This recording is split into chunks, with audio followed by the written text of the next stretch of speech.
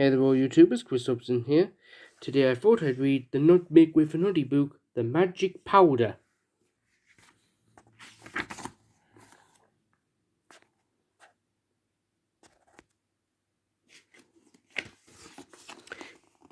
It was a sparkling spring morning in Toy Town. Ah, what lovely weather, sighed Mr. Sparks. It makes you want to sing and dance, doesn't it, Noddy? It certainly does. Oh my goodness! All of a sudden, Noddy slammed on the brakes and jerked the steering wheel. Screech! Noddy's car skidded wildly before coming to a standstill sideways down the road across the road.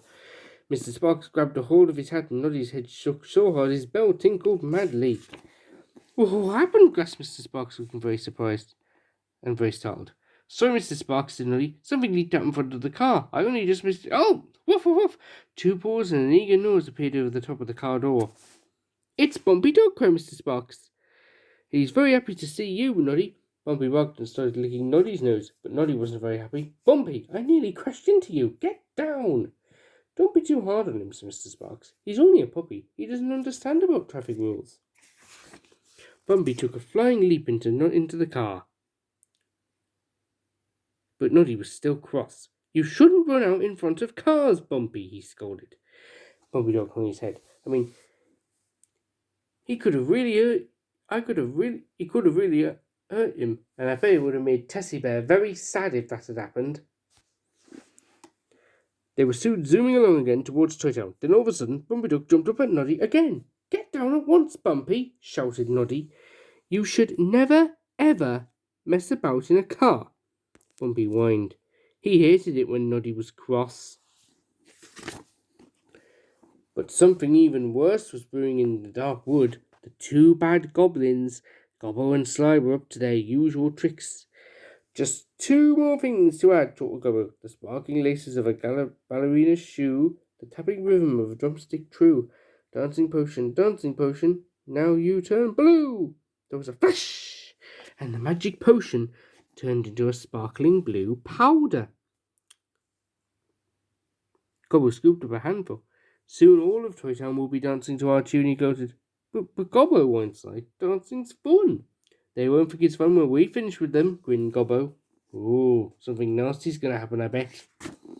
Soon Noddy stopped his car near the town square. Thanks for the ride, Noddy, said Mr. Sparks. Bumpy was so excited that he jumped up again and knocked Noddy over. Get down, Noddy cried. Will you stop jumping and bumping all over the place? Poor Bumpy whined sadly and slunk away with his tail between his legs. Just then, Noddy heard someone ringing a bell. It was Gobbo the Goblin. Roll up, yelled Gobbo. Prepare to be amazed. What was Gobbo up to? A crowd soon gathered to watch, and Noddy joined them. No energy? Sore aching feet? Cried Gobbo. Never fear, I have here a magic cure. And he waved towards a bottle full of sparkling blue powder. My magic comfort powder will put a spring in your step. You'll feel as if you're walking on air. One sprinkle and you'll be dancing in the streets, Gobbo cried. The Toy Town crowd murmured with surprise. Could they really trust Gobbo? Just then a stranger limped forward. Oh, my feet are so sore, moaned the stranger. I'd do anything to get rid of the pain. You won't be sorry, sir, smirked Gobbo, as he pretended to sprinkle the powder over the stranger's feet.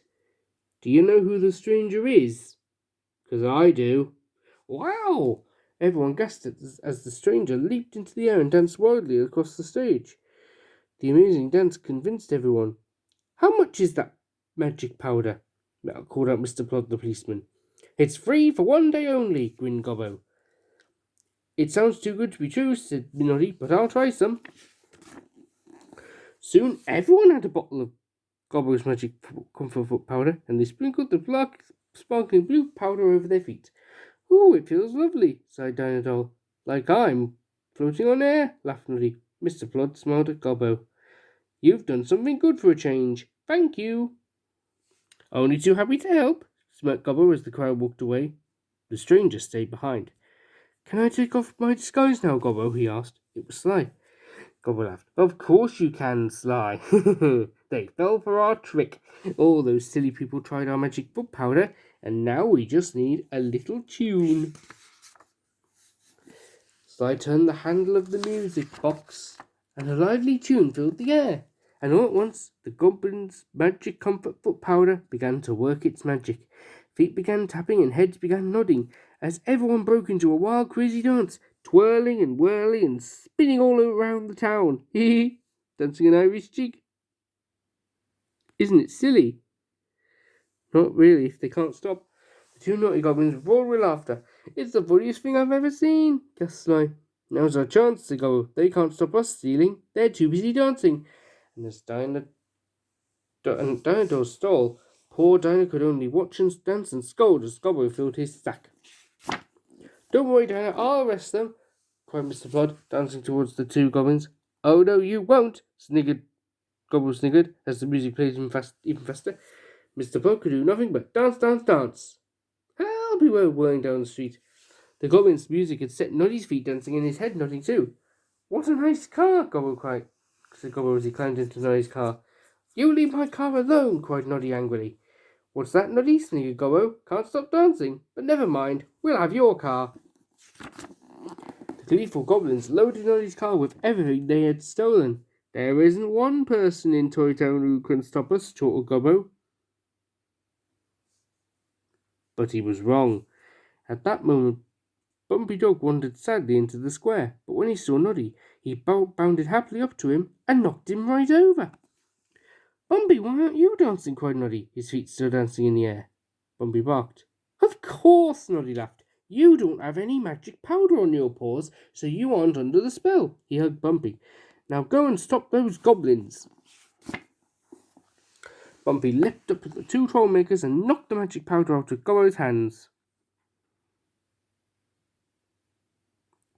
A cloud of sparkling blue powder billowed out around them. Why, you pesky pooch, Uh-oh, Gobbo cried as his feet began to jiggle and wriggle. Soon the two goblins were dancing furiously. Quick, stop the music, Sly! Gobbo shouted. Sly stopped the music box, and the goblins stopped dancing, but so did everybody else.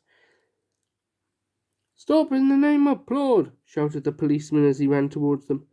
Oops! Cried Gobbo. You better start playing again, Sly. Crash! Bumpy Dog knocked the music box out of Sly's hand and it smashed to pieces. Let's get out of here, cried Gobbo, but it was too late. Mr. Flood grabbed both goblins. Going somewhere? He asked sternly. To jail? Sly said hopefully. You guessed it, Mr. Flood. Well done, Bumpy. You're a hero, said Dinah. You deserve that bone for saving us from those naughty goblins. You're a great dog, Bumpy, cried Mr. Sparks.